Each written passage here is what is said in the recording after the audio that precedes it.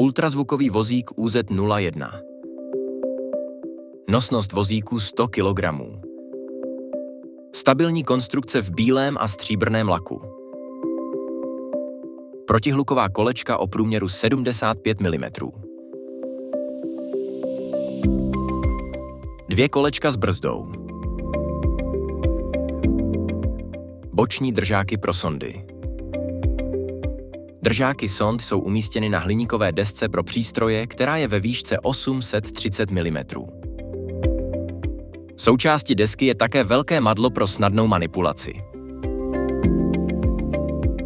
Vozík je vybaven drátěným košíkem.